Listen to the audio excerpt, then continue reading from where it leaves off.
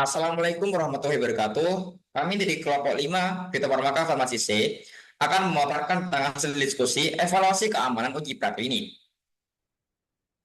Untuk case yang ketiga yaitu sebuah perusahaan farmasi sedang mengembangkan obat anti kanker baru. Sebelum melanjutkan uji klinik, perusahaan harus melakukan evaluasi keamanan melalui uji praklinik, termasuk uji toksisitas akut dan subkronik pada tikus.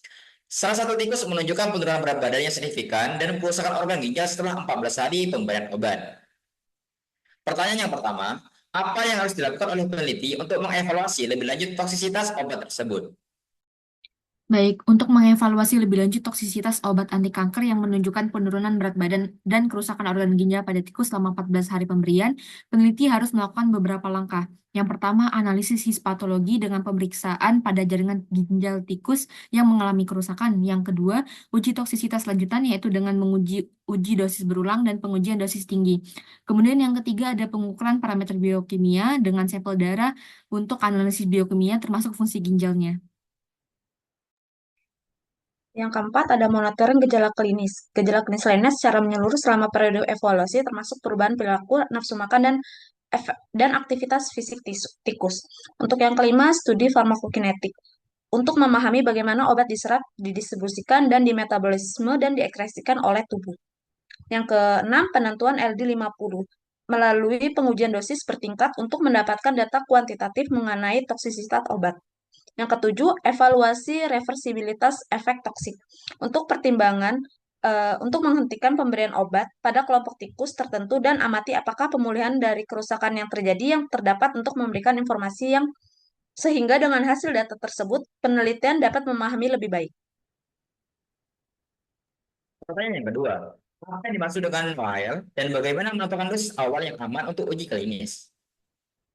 NOEL atau No Observed Adverse Effect Level adalah dosis tertinggi di mana tidak ada efek merugikan yang teramati pada subjek uji, baik manusia atau hewan. Ini merupakan ambang batas penting dalam penelitian keamanan obat karena menunjukkan level paparan yang aman tanpa resiko efek toksik atau fisiologis yang merugikan. Untuk menentukan dosis awal yang aman bisa dilakukan dengan cara yang pertama studi kasus toksisitas sebelumnya dengan identifikasi nilai NOEL yang relevan dari literatur. Yang kedua, digunakan faktor pengaman konversi dosis NOEL ke manusia dengan skala 10 sampai dengan 100. Yang ketiga, dilakukan ekstrapolasi dosis dengan menghitung dosis awal dengan membagi nilai NOEL dengan faktor pengaman. Yang keempat, pertimbangan faktor farmakokinetika dan farmakodinamika obat. Dan terakhir adalah uji keamanan awal pada kelompok kecil hewan uji. Pertanyaan yang ketiga, mengapa evaluasi toksisitas subkronik dan kronik penting dalam pengembangan obat ini?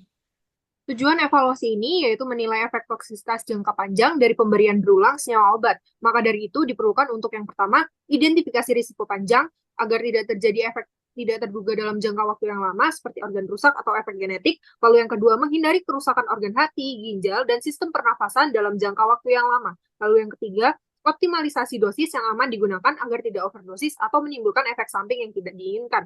Lalu yang keempat, menghindari interaksi dengan obat lain yang dapat meningkatkan efek samping atau faktor risiko lainnya. Lalu yang terakhir, ada validasi keamanan mutu melalui keamanan produk dan efektivitas yang tepat sasaran.